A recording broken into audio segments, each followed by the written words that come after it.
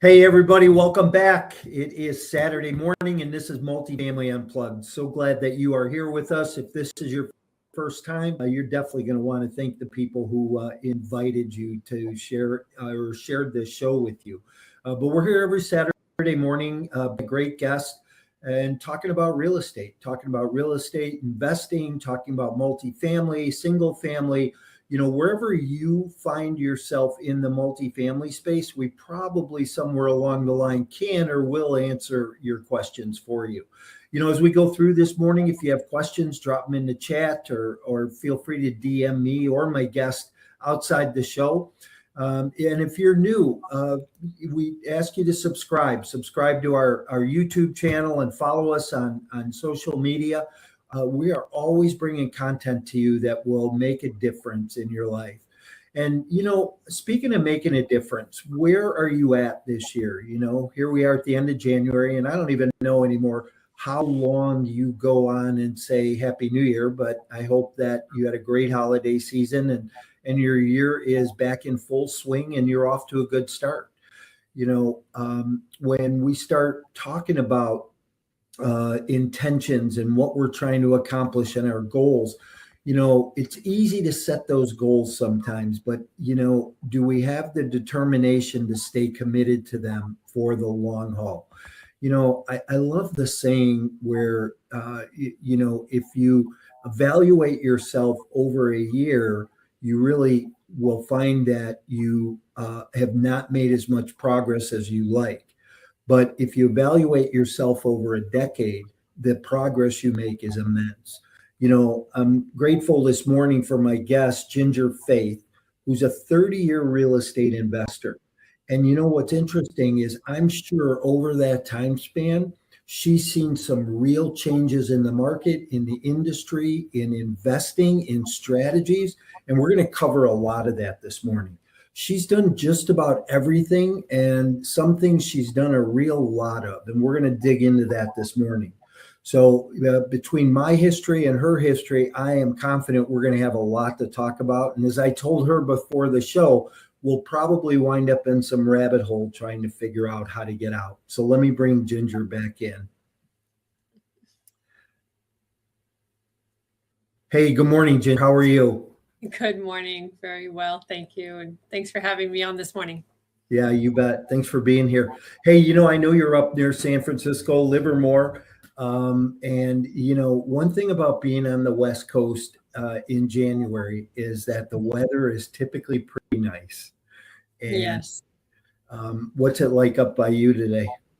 It's a little bit cloudy and rainy, which is really sweet. I love it because it's been very sunny and beautiful. So I love the change. So still warm though. I don't know what it's going to end up being, but at the morning it's got that nice tuli fog. So it's kind of mysterious early in the morning. So yeah, it's kind of nice, and then when that fog burns off and the sun's out, it makes it for a very pleasant day. That's for sure. So glad that you're here this morning. Looking forward to our conversation. I think we'll have a lot to talk about. But as we always get started, and I always say I'm going to write a book on one word, right? And because I ask all my guests in one word, what best describes you personally and professionally?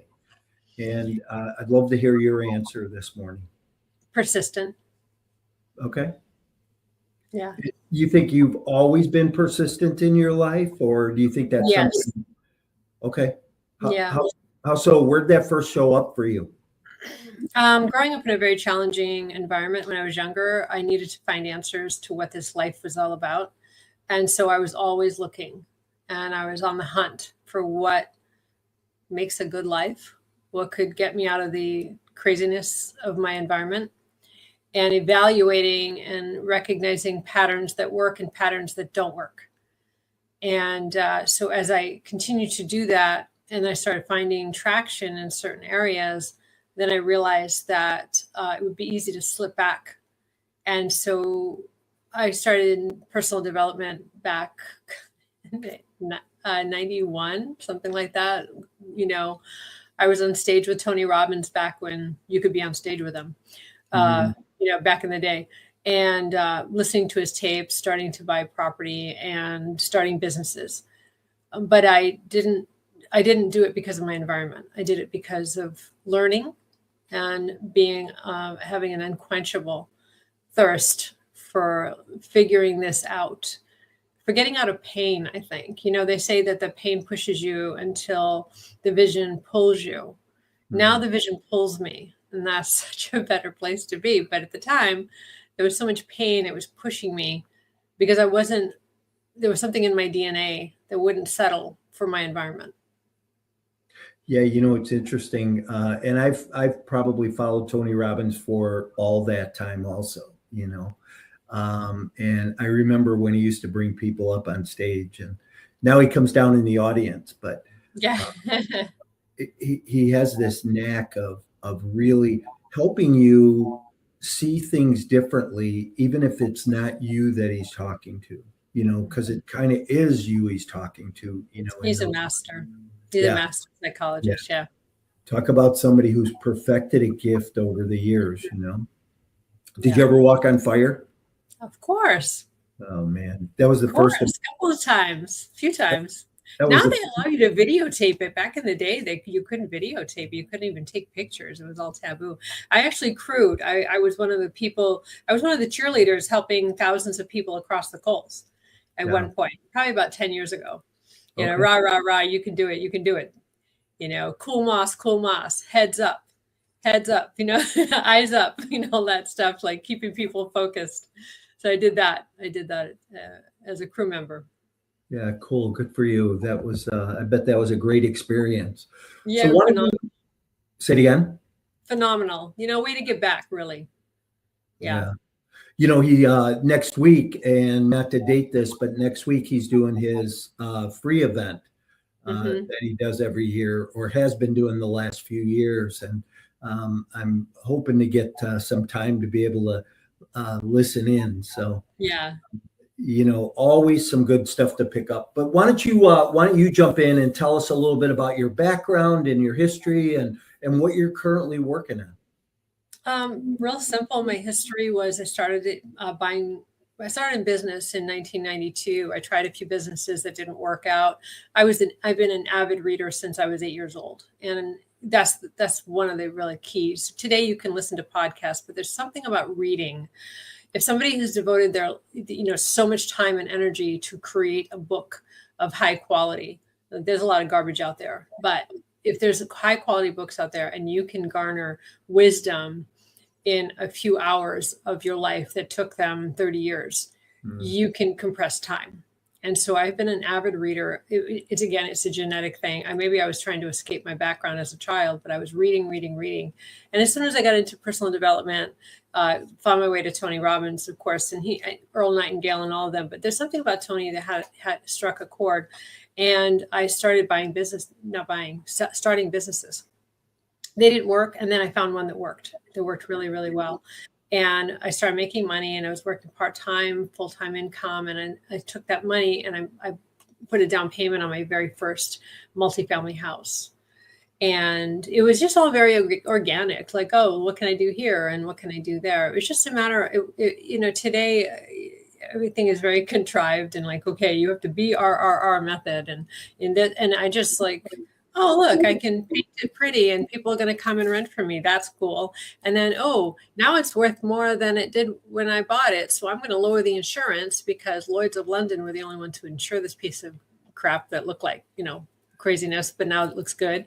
And so I dropped my insurance premium. I'm like, oh, maybe I can do this again because this is pretty cool getting cash flow. I'll take some money out and let me buy another one. It was just very organic. It was just kind of like following the tea leaves without any it was very organic, which I think, really what I could say. Now, I never did big things back then. I didn't think that big. I didn't have anybody around me who even bought apartment buildings. So, I know some of my colleagues of, their first deal was 150 units. I'm like, what? Mine was like 7. So, but I continued to grow. And then right now, I've done many flips. Did my first flip in 1996.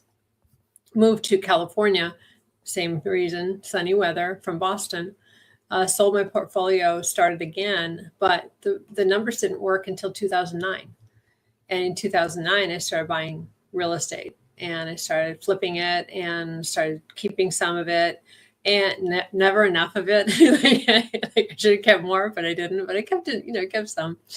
And then of course the prices started skyrocketing here in Silicon Valley.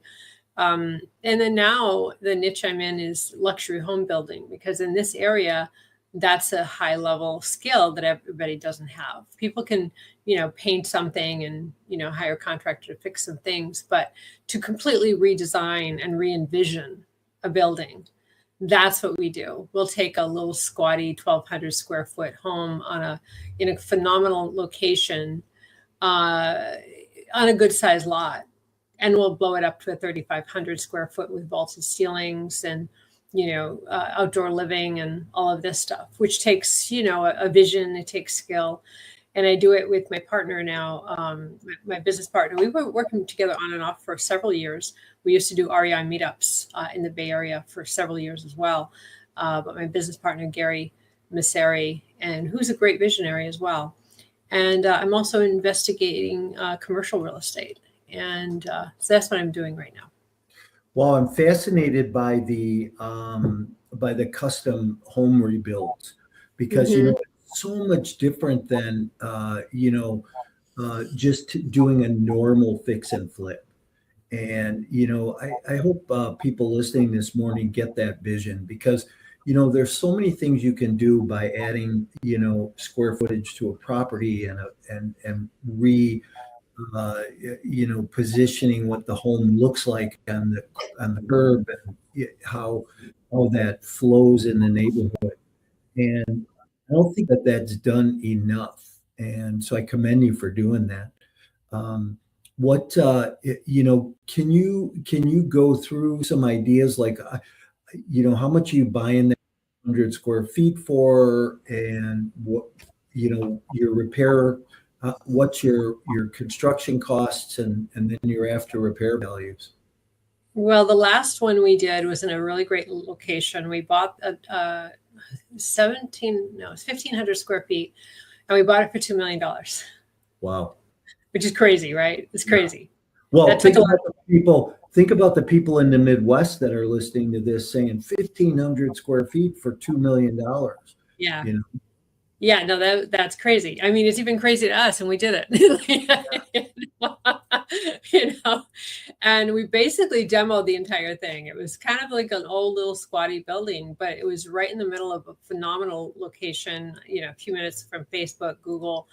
And it was completely obsolete from the standpoint, like somebody would have moved in there for $2 million and they would have lived there, but they would have been sad because they're right in the middle of gorgeous homes, right?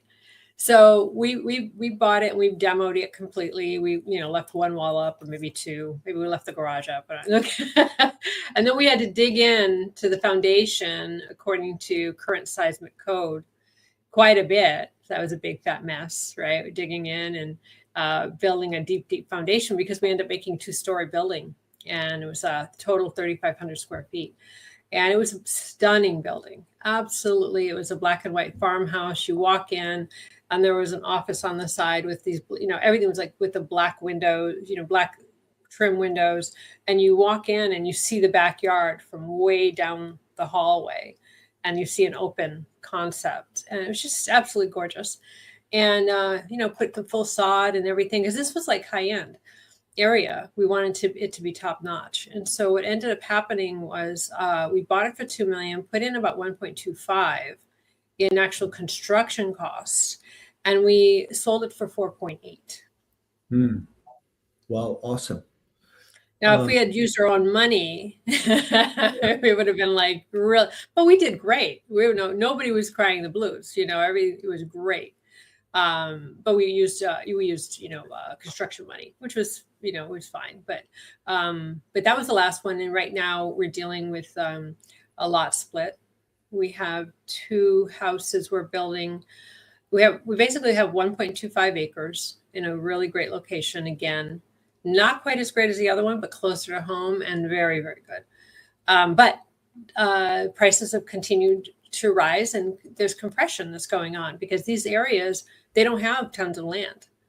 and they have, they have high net worth people who live there, and these poor people are sad because they're living in homes that are less than they can afford, but they don't want to go through all the hassle, of having to do it themselves. And so the numbers are this: 1.25 acres split in half. Okay, now you've got the ADU code, which California has become very generous in because they want building. So now we can push up an ADU right up against the lot line, basically with like a 5-foot setback. And so we're building two houses, two 4,500 square feet houses. Now, one of them was already there and it was completely remodeled, but it was dopey. It was like a dopey floor plan. Somebody would have bought it and lived in it, and they would have been okay with it. But again, this is being reimagined. And you're looking there and the ceilings aren't particularly high and the layout is kind of funky monkey, and we're destroying this totally redone house, right? At least half of it. And we're vaulting the ceilings, pushing it back. And it was 2,200 square feet. It's going to be 4,500 plus an ADU. Wow. And then we're going to do another 4,500 with a 750 ADU, right? So it's, so that's kind of that. So the numbers, like we paid 2.7. That after all is said and done, we're looking at about a $2.5 million profit after everything. But again, not in the beginning. We're going to be doing the first house. We're not going to get a big profit on the first house. It's going to be once everything's paid, then we get more on the second house. And how long does it take you to take a 2,200 square foot home and create a 4,500 square foot home? Yeah, about 13 months, roughly.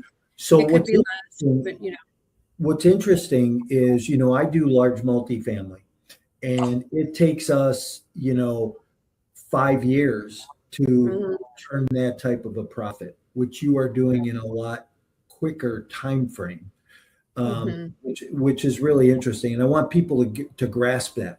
Sometimes people have patient money, sometimes there's impatient money out there.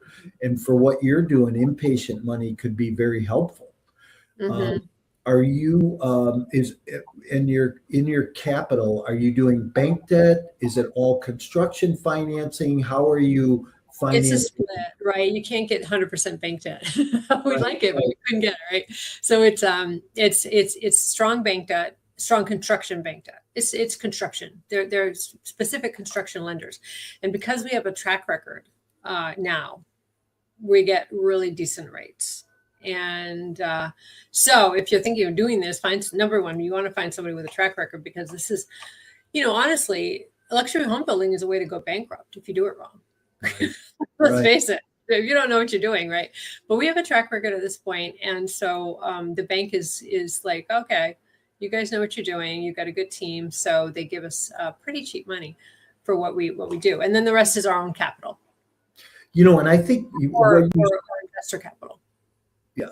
So I think what you said is very important, because, you could go broke doing what you're doing, but I think it's market driven, right? Or area driven, and where you are, you're in an area that will absorb, the absorption for those luxury homes is there. Exactly. I have a friend that was doing this in Florida, and he almost did go bankrupt because the market absorption wasn't there for that property, right? Well, then it flipped in Florida. Florida's been hot. My goodness, some of these numbers are bigger than ours. Right. And then once it softens, man, you got to be careful. So yeah, that's why it's tricky. And I wanted to just circle back. You made a comment early on that I thought was kind of interesting, but I wanted to just kind of reiterate this, because you said your first property you bought was a 7-unit, not very big, right? Well, I always say, don't discredit your early efforts. My first one was a 4-unit, but I think that when you take the average person starting real estate and they hear, wow, a 4-unit or a 7-unit, they're like, wow, can I do that? Right. It's like when I really went in the apartment business, and the first deal I did was 11, And I never thought I'd do 200 units, but then I was doing 300 and 400 unit apartment deals. So, Yeah. you got to start somewhere. And that's what I always try to encourage people in my programs is you start somewhere and you grow. Your vision grows and you grow as a result of it. Right. So, but I think that's great. So what have been some of your largest challenges along the way in your growth from, just a small standard fix and flip or Airbnb to where you're at now and what you're doing now? I think complacency, once you do well, you get kind of like, oh, now what? Right. You can get kind of lazy and complacent. And you need to find something within you to keep you going. So you don't just check out. I think that's been my biggest challenge. I'll do extremely well and then be like, all right, now what? And then so you backslide if you don't keep going, right? So one of the first things you learn from Tony is, constant, never-ending improvement, and that's one of the impressive things. He never backslid. So I think that's one of my biggest challenges. Yeah. And then the other one it's kind of a twin of that, like two sides of the same coin, is burnout. Mm. Burnout, and I think I've mastered both of that finally. So yeah. Let me ask you what your why is. Why do you do what you do today? Oh boy.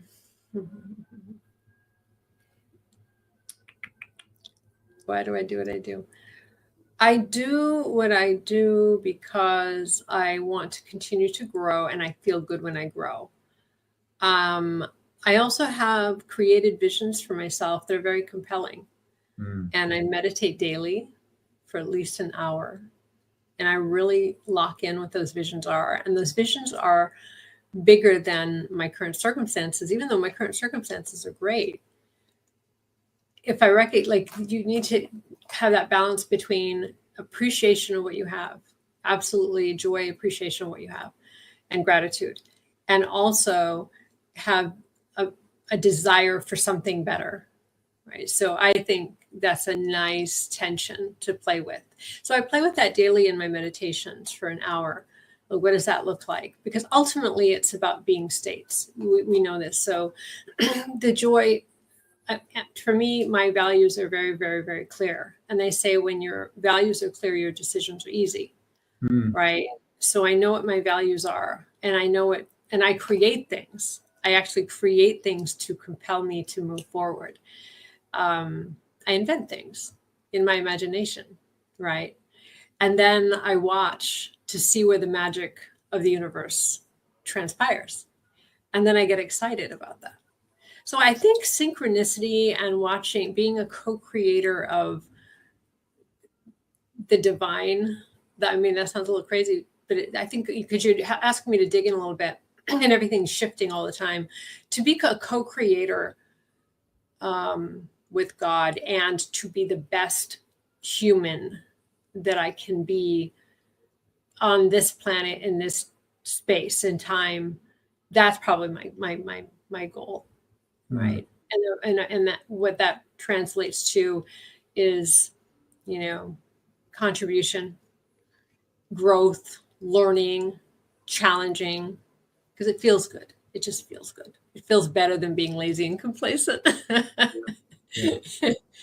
Sounds like you have a heart for helping others, for being there for others. That's a natural. That's like a genetic thing with me. Not everybody has that, but I have that. That's like a natural part of my makeup. Yeah, good for you. That's awesome. What do you think your next big adventure is? You know what? I love that question because I don't know. I'm going to see Joe Dispenza next week, February. Love Joe Yeah. Dispenza. Yeah, I'm going to go see him for the first time in Cancun. That's going to be my next adventure, right? And what that is, his whole thing is trust the unknown. And so my next big adventure, I'm going to the Commercial Academy. I'm jetting off to Orlando for a few days. And then literally I'm flying from Orlando to Cancun to see Joe for a week. My girlfriends have gone and it's been phenomenal. A lot of people in the Commercial Academy have gone. It's been phenomenal. And I've been doing his meditations, phenomenal. really game changer stuff. And so my next big adventure, I mean, I'm committed to investing in a commercial strip center, a retail property. I'm very committed to that. But what's coming in my direction are other opportunities. And so, I was asked, I'm doing a presentation before 250 investors, really, some people are way ahead of me next week. But I'm okay with that. Like, I don't need to be top dog. But as I was I was literally up till like 12:30 last night, finishing up my PowerPoint presentation. And I know how that. Yeah, right. Yeah. And then it was saying, what are your goals? And I was just like, oh, Jesus, I have been doing goals since I heard first Earl Nightingale say it, back in a million years ago. Say the goals. And I look at the end of the year, I didn't do damn thing. But I did other things, because I've created a beautiful, amazing rendition of this life, but I don't know how it happened. It was just like, I set these goals and then God says, no, you're doing something else. And you need this lesson to learn. And so I just put, in my goals, I didn't say, I'm going to buy 5 houses. I'm going to buy, 10 retail. I didn't do that. I just said, you know what? I am going to meditate every day. I'm going to follow my practices. I'm going to invite magic into my life. I'm going to listen for God's guidance daily, and I'm going to move on it. I mean, that just sounds so radical because I know the goal setting people, like, no, you have to write your goal. I mean, this has like been emblazoned in my brain for 30 years. And I'm always writing goals and they never happen. But great things happen. I mean, I fall into this luxury home building thing, or I joined the commercial academy. So I think sometimes, they say, you write down your plans and God laughs. Yeah, absolutely. No doubt. I'm really there now, and I'm like, I want to be committed to life, giving, contributing, joyful, energetic being. I want to have beautiful energy, take care of my health. I've got my diet locked down. I've got my exercise program locked down. I've got my processes locked down. And I would just enjoy myself and see, like, God, what are we doing today? Yes, I have a big fat list of things to do, and I've got commitments. I've got several appointments today. But then, just give my best in every single situation, and then listen for guidance. And that sounds crazy, but it feels right. Yeah, it feels right to me at this point. Well, I have to say that the comment you made, invite magic into your life, is very powerful.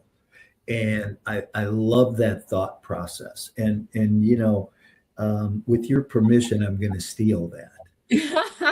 Well, I'm using that word on my presentation next week. I literally put it in the bullet point of goals, invite magic. But you're welcome to steal it because, I think we all would love to have a little more magic in our lives, right?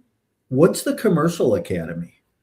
It's the J. Scott Sheila Commercial Academy. I went to see him in 2010, but I was overloaded with short sales and short sale flips and buying real estate and residential. So I loved what he had to say. Fast forward, my girlfriend joined like 6 years ago, and she invited me a couple of years to join her. And I was like, I like this guy, he's great. So, but these guys are building cities and high rises. And at first I was so overwhelmed, but I kind of liked it because I'm like, wow, these guys are thinking way bigger than me, kind of like you with your 200, 300s, so you fit right in.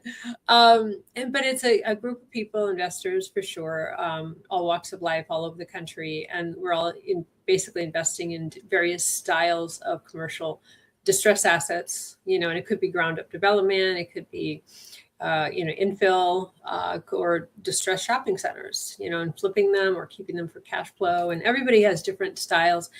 And I love it. It's just a great group. Everybody's been to Joe Dispenza, everybody's been to Tony Robbins, probably like mindset, because you need mindset in this business. So yeah. Hey, what would you leave, as we start to land this plane this morning, what would you leave investors with, and, a new investor, somebody thinking about getting started in the business, and you and I are, so far down the road, right? what would a final thought be that you'd leave those new investors coming into the business with today? Absolutely commit yourself to learning. Mm. Commit yourself to learning. Now there are so many more resources. Before we had books. That's all we had was books and tapes, right? And if we were lucky, we had tapes, right? But now you've got podcasts all over the place. You've got all these successful investors laying out the red carpet, how to do it. Join an REI meetup, and then be aware of sharks. Because if you're young, you're new, you're a guppy, and there are sharks in this business. The more money, the bigger the sharks. So watch out for those. Trust your instincts and learn and learn. Find a great mentor. Somebody that you can actually trust to give you good guidance. Now somebody's going to fleece you, and then also know your own genius.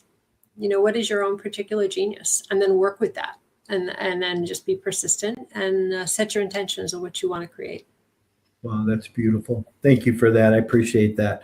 Well, listen, I greatly appreciate you being on today. If people want to get a hold of you, can you tell them how to do that? The easiest way is probably through Facebook. I do have a YouTube channel, but Facebook would be Messenger, Ginger Crystal Faith. I'm all over social media, but the easiest way where I check personally would be Facebook. Awesome. Well, thanks for being here this morning. I'm going to move you out and say goodbye to my audience. If you want to hang around for a minute, you and I can say goodbye in a minute. Thanks for being here today. Sounds great. Okay.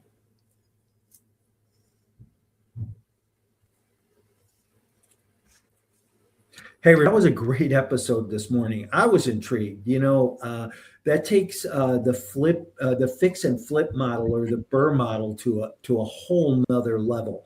And a couple of key points that Ginger talked about this morning. And I want you to think about the profitability margin on this with some caution, because she said you could go broke building custom homes, redeveloping. And so it is market specific and market driven, but the profitability margin, short term versus long term, is huge. And pay attention to that. And how does that work in your life? Is the risk versus the reward for you worth taking? And the other comment that she made this morning that I'm totally going to steal, and I think you should too, but what can you do today and moving forward to invite some magic into your life? Appreciate you being here. We're here every Saturday morning. Follow us on social media so you keep up with us going live and being here. But we'll be back next week with another great guest. Look forward to seeing you soon. If you need anything, don't hesitate to reach out. If I can answer any questions or just catch up and network, let me know.